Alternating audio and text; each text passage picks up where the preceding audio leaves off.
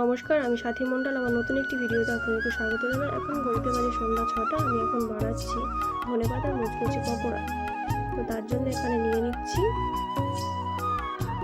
আপনারা দেখে নিন, একটা বাটিতে ধনেপাতা নিয়ে নিচ্ছি।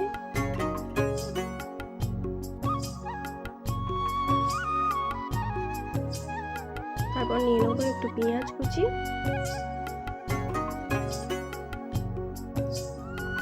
দুটোকে একসাথে মিক্সড করে নেব।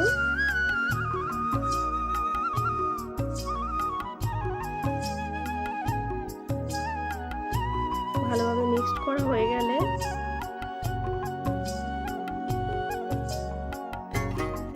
এর উপর দিয়ে দেবো একটু বেসন পরিমাণ মতো,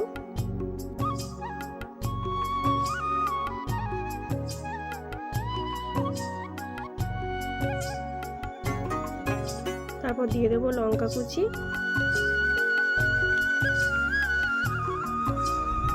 তারপর দিয়ে দেবো লবণ,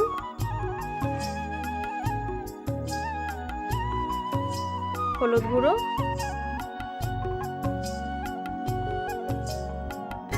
একটু লঙ্কা গুঁড়ো,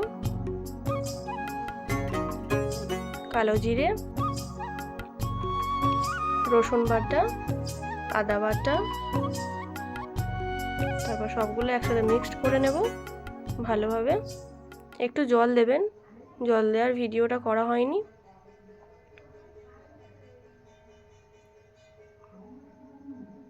জল দিয়ে ভালো করে মাখিয়ে 10 মিনিট মতো চাপা দিয়ে রাখবেন। তারপর কড়াতে একটু তেল দিয়ে দিচ্ছি,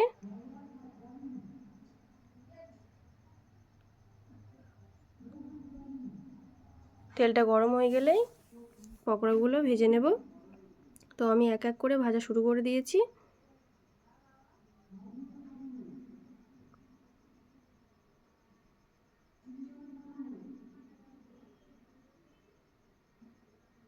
এবার একটু উল্টে দেব।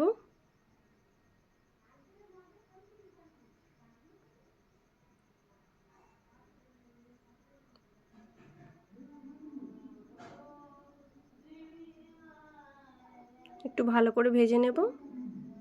ভাজা হয়ে গেছে, এবার আমি ছেঁকে নিচ্ছি। আমার ভাজা কমপ্লিট। তো দেখুন দেখতে কতটা ক্রিস্পি হয়েছে, তাই না? তো আজকের ভিডিওটি এখানেই শেষ করছি। যদি ভিডিওটি ভালো লাগে like, comment, share and subscribe করে দেবেন। আপনারা সবাই ভালো থাকবেন, সুস্থ থাকবেন, সাবধানে থাকবেন।